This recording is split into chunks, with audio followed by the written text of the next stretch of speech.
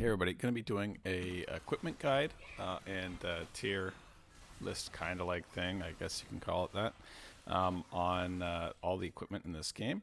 And it's going to be kind of like a generalist guide based off of like the limited number of items we have and maybe a few hidden gems in there. And I'm going to kind of do this semi-class specific. I am a witch, so if you're a witch, this will be the most accurate information for you. For the other classes, I'll do it to the best of my knowledge. Like the biggest shocker is the Chronos weapon for everything. So I'm going to start with the armors first because there's a huge amount of misconceptions about the armor. First off, this is actually a very strong element. Crit resist rate might be one of the most powerful stats in the game. I don't know if I would call it as strong as straight up defense resist, which will apply all the time. But if you are playing against people who their crits one-shot you, this would probably outperform the Saintly Circlet.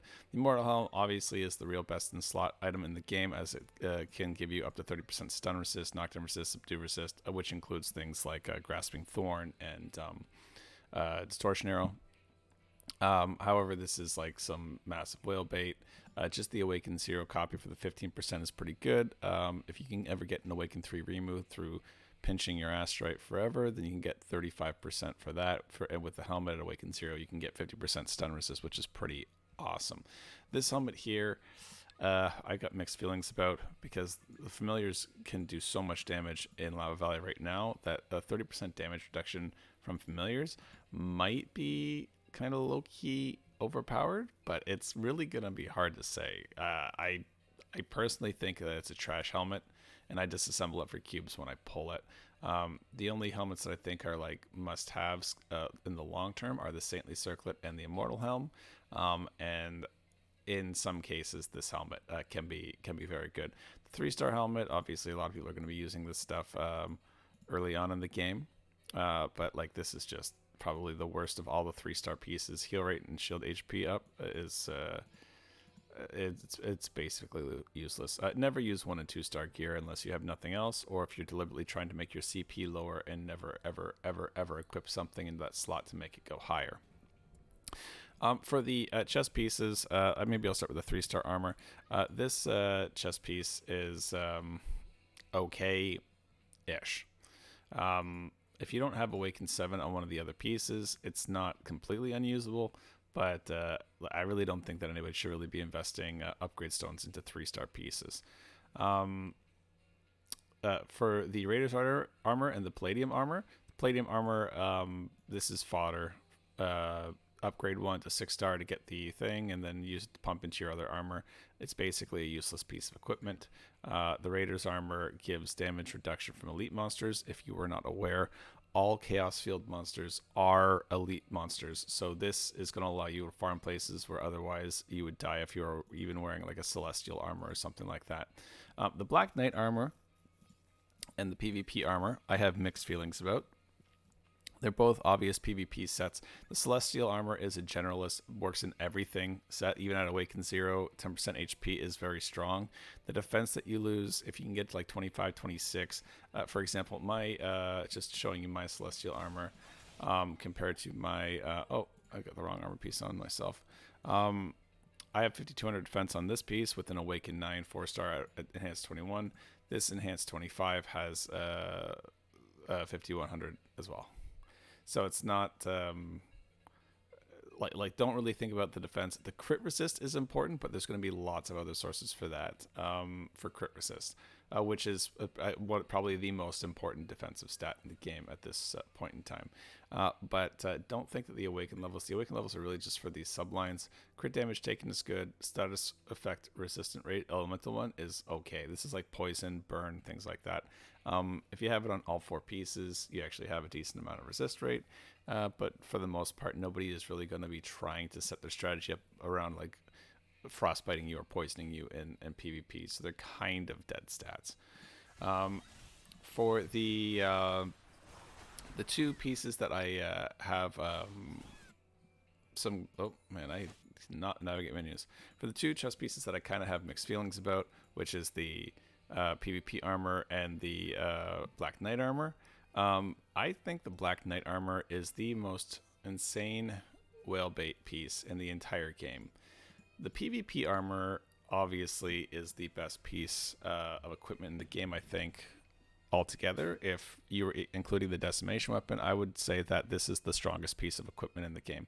If you were saving a Bastrate to buy a decimation weapon, I would strongly recommend you pick this up instead. This is a much stronger piece of equipment. Damage from player minus 15% is way stronger than damage to player plus 15%.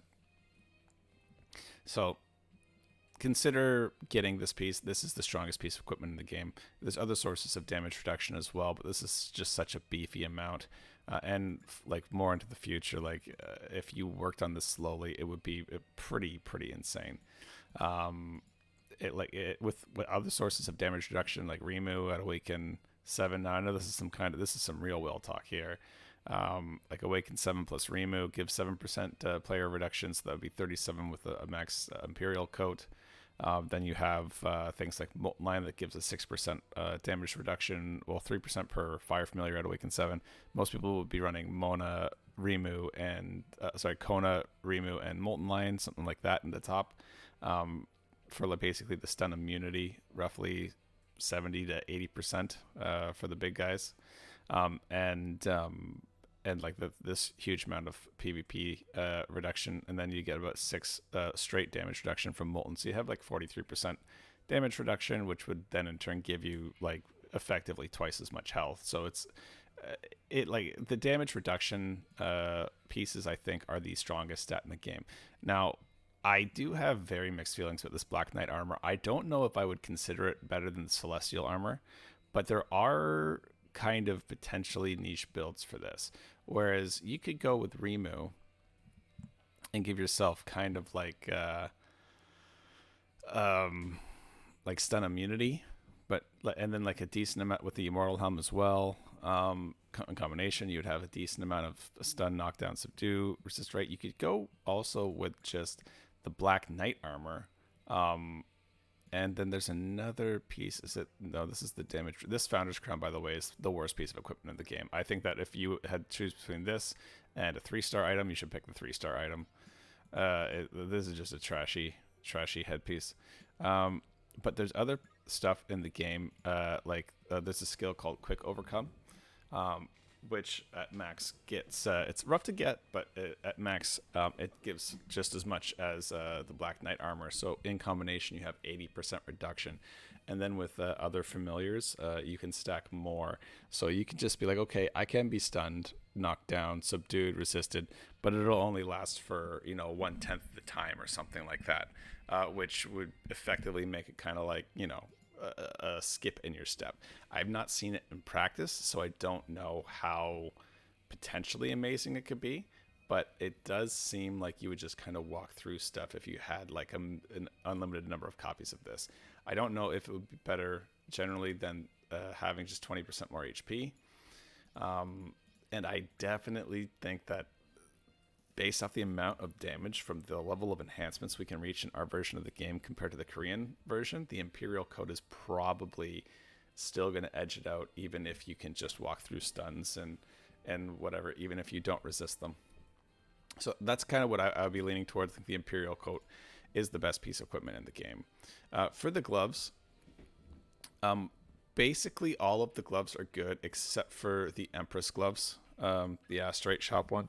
Crit damage to players is not a good stat. If it was damage to players up at like a second piece of that, then these would be obviously the best gloves in the game. But crit damage to players, having that conditional modifier on it, makes this kind of trashy, even compared to the Berserker gloves, which I think is one of the best items in the game.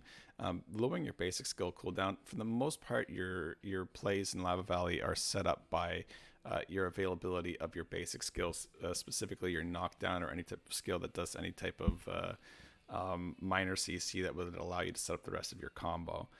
So the Berserker gloves are amazing. I give this like an A+ rating 100 times out of 100. But this being so conditional and then giving you less plays, I would say that this is basically garbage when compared to even like the Master gloves. Which I think is very good depending on the amount of damage you do. Again, this is kind of a whale bait piece of equipment because there could be people just on edge ranges that if you were like Anna KR or Liar Spoker or something like that, somebody really insane with maxed out everything, that 15% extra skill damage at Awaken 10 could be the difference between I can't one-shot this guy, but now I can. Which is way better than having more play opportunities made. You could just straight up kill them. But for most players, the Berserker Gloves should edge it out, in my opinion, unless you can get yourself or show that you can get yourself into a one combo range by using these gloves against somebody from stun to death. And you would not have otherwise done it with the Berserker Gloves. I would say the Berserker Gloves are actually stronger than these gloves. The Dynasty Gloves, I disassembled mine for the cubes. I've pulled 2 copies of these and I've just disassembled them. I think that it's a good pair of gloves for a lot of classes, and which is even one of them. 15% special skill cooldown reduction on like a skill like Blink or Breaking Wave or any of, like, basically all special skills are good. I think that's very strong. I just prefer personally to have the many options compared to the few options. So I would rate the Berserker Gloves higher, but I'm sure a lot of people would say the Dynasty Gloves easily edge it out, and I think that they have fair arguments. The Experience Gloves, I think, are probably the second or third worst item in the game. If anybody is farming during green potions, these actually slow your XP gain rate, because your 700% XP gain that you get it just turns into like 710 or 720, depending on whatever your awakening level is, as it gives you 1% per level up. And it basically makes it at max-ish or 7-ish, something like that. It's around 1/50th the XP of the increase of the bonus XP. Meaning, if you killed 51 enemies by equipping PvP or damage increasing gloves in some way, compared to the amount of enemies you would have killed with the XP gloves on during your green potion, you actually would have made more experience with these, which is sad. It's not completely unexpected though, because when you already have a 700% increase modifier, another 20% is like a very diminished return on the value. Like, you would, when you already have a 700% increase, you would really want to prioritize whatever is going to help you kill faster. These 3-star gloves at Awaken 10 are probably the most overlooked item in the game. They give accuracy rate 5%, and I think everybody should still have a pair of these gloves. Especially if you're like a big whale, you don't need to worry about this. But accuracy rating does crazy things in this game. I'm farming the level 113 mobs, and I am level 118 right now. I'm trying to finish the Fire Soulstones, and you can see that there's times where I'm actually still missing these. My Water Super Rare is only Awaken 1, and my accuracy rating is 17 right now, because I have a theater buff that's giving me 5%. I'll show you right here.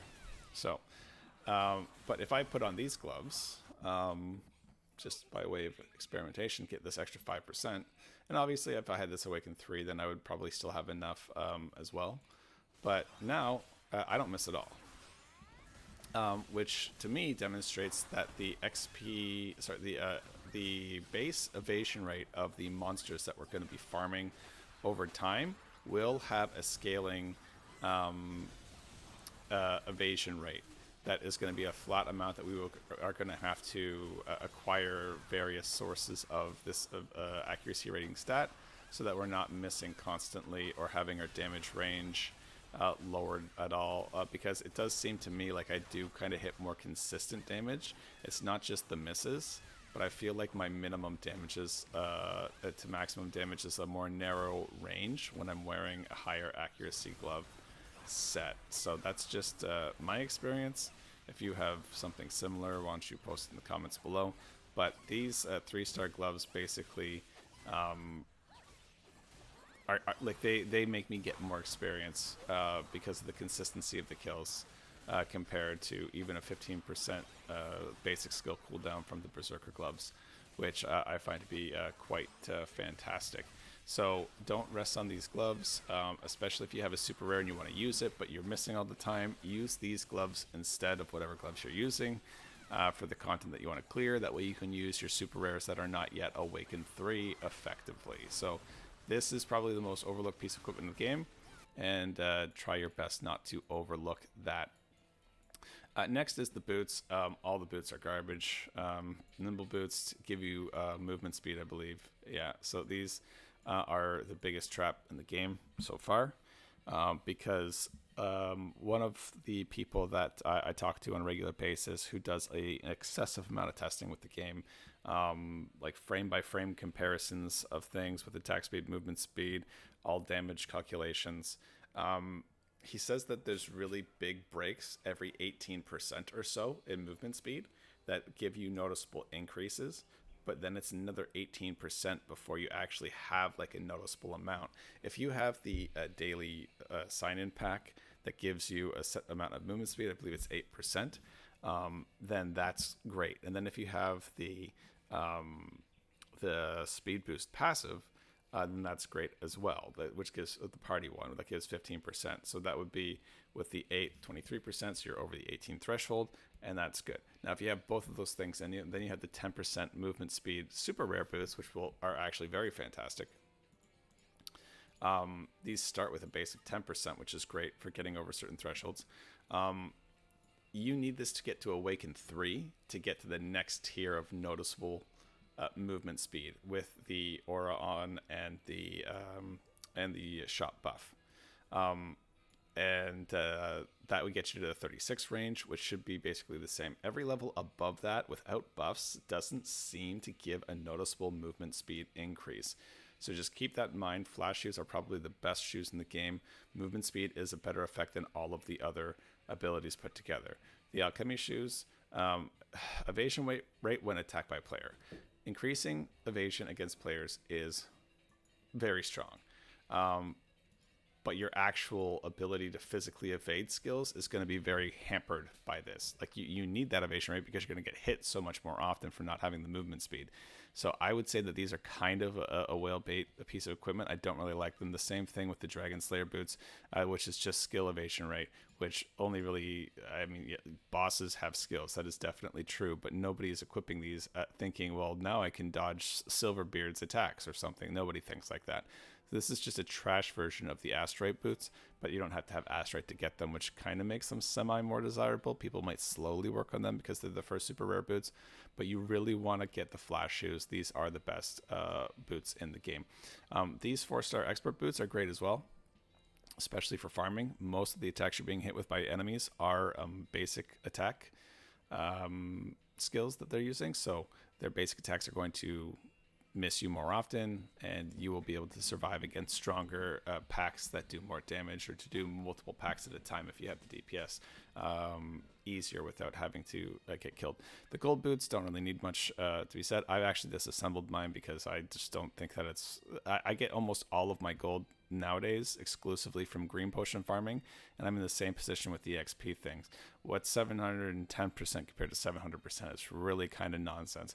But if you do a ton of your farming when you're not on green potion and you're just 20 hours a day, no green potion, perhaps you don't get the green potions from the shop or whatever the situation is, if you're just always on with this, then a 10 to 20% increase rate is probably very necessary.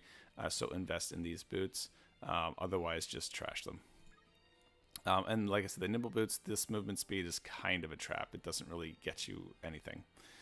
If you had the movement speed passive to a certain level very early in the game while you're using these boots, and then you also have the daily check-in, then it would give you enough, because I think the movement speed level 1 skill passive is 7.5% movement speed, so this would be 12.5 plus then the 8 is 20, so that would get you over the threshold. Whereas it would be 15.5 with just the level 1 movement speed aura, and then without these boots. So it's not completely without use, it's just that nobody would have done that on purpose. Everybody would have done it by accident. And you obviously shouldn't be investing into 3-star boots. Okay, for the necklaces, these are basically the easiest things to judge in the game. This necklace is the 4-star that everybody will have the most of, and most people will raise just because it will be the first thing that they get to awaken 10. And all of the abilities and all the necklaces are very lackluster compared to their relative enhancement level. So if you're able to get one of these necklaces to plus 40 or something insane, that is your necklace, and it's probably going to be your necklace forever because the amount of attack that you get from that is obscene. I would say the Volcanic Heart is my personal favorite necklace at this point in time because fire is so powerful right now, and having another 10% skill cooldown reduction is really, really powerful. This water necklace I think is trash because I think the water element in general is completely trash and nobody should use it. And a lot of people started doing this because they thought of all of the accessories that give whatever. This one gives water attack and so on. This is the worst for a few reasons. When you imprint the necklace, the 3 stats you get from imprinting are based not off of what drops it kind of to a degree, but what type of equipment it is. So this gives accuracy in the middle subline, attack, and then crit. And if you guys were not aware, 1080 attack at the max level for the top subline, that is the max amount of attack you get from a single enhancement at 40 plus. Every enhancement 40 plus is worth 1080 attack. So this is one level of enhancement. The accuracy and crit is really, really negligible. I cannot stress how negligible these stats are. People investing into the necklace are making a massive mistake that they will probably regret in 3 or 4 months. But the water element is the weakest of all of the elements currently in the game. There may be an exception with the light element. It could be considered a bit weaker than water, but they're very, very close. And I think light has some perks that the water element does not have. But water is the weakest element. It's not even close. And this is the accessory of the 3 base ones we get that increase earth, fire, and water. Water's in the necklace. Therefore, it is unfortunately the worst element. The Invincible Beast necklace is okay. I don't particularly like defensive skills, but if you're a tank, then this is a good thing to build into. Also, it's going to be the first super rare that people are able to get to awaken 7 or higher because it drops from a field boss. You generally shouldn't use it until you have these 2 sublines at awaken 7 because your familiar skills and attacks are up 7%. This is your familiars only do basic attacks and their skills.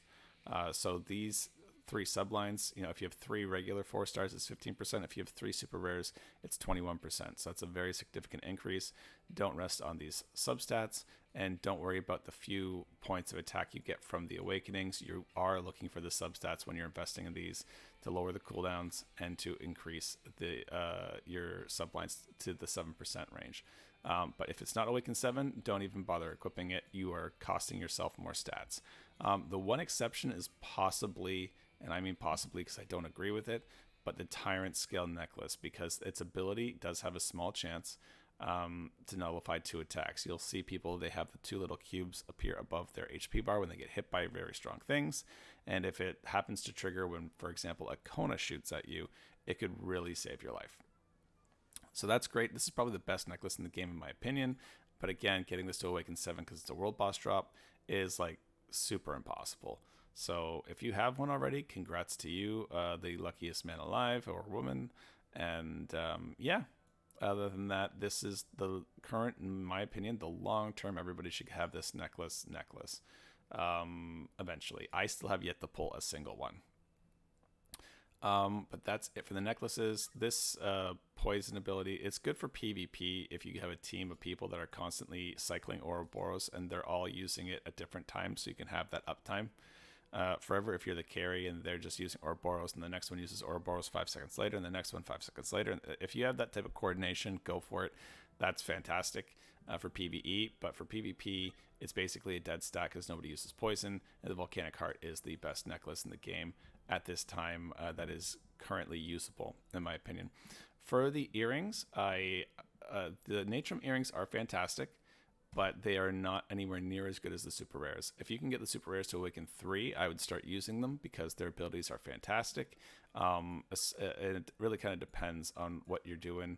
I think that for me, because I'm maining fire as an element right now, the Demon's Cube is probably the best pair of earrings for me.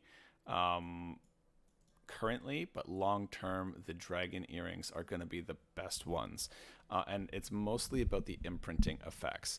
This is a fire attack skill, and it hits direct in my melee range. So if you get jumped on by a sword or a destroyer, which basically that's the only way that they can attack you, they generally jump on top of you.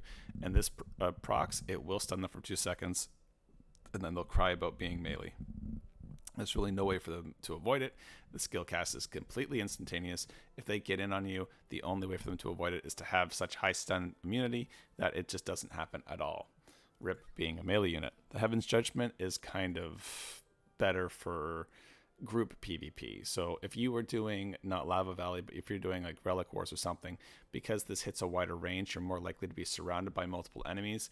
This will be a better piece. So I would say that this is the best piece for Relic War, Fight for the Throne, and this is the best piece for Lava Valley. But long term, this will be the best piece for everything, because especially the biggest players, the strongest and the richest players or whatever, they are all going to be maining dark as an element.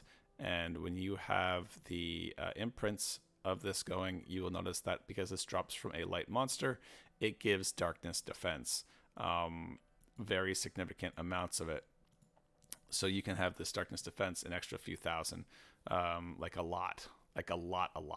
So I think this is probably one of the best pieces to imprint on the accessory, because you get all of the best stats in the game defensively. Darkness defense, HP, and crit resist. These are the best defensive stats in the game in terms of the flat value stats. These are the ones that give you the most effect for your enhancement level, I should say.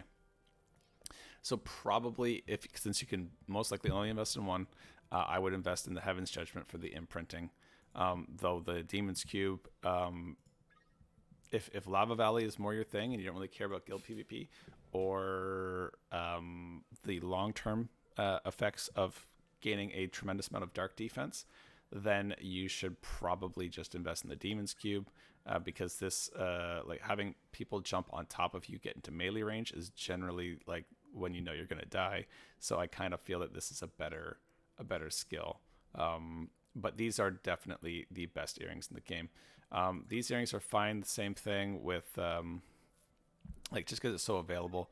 To get to Awaken 7 first, your first Awaken 7 4-star is the one that you should use. If you don't have a might on your team or with your allies, again, if your allies in your party during field boss are constantly casting might at 5-second intervals, the same way as Ouroboros, and you could have them both doing it. Like if you have a very well coordinated party, you can have all of these things up 100% of the time, so that you could be getting that damage boost constantly. The only thing that's kind of weird about it is when you equip it and take it off, you'll notice that it says that you lose damage to burn minus 1,000. So it's not actually represented as a actual percent in the formula. You can't see it. It's not a stat that is labeled on the list anywhere.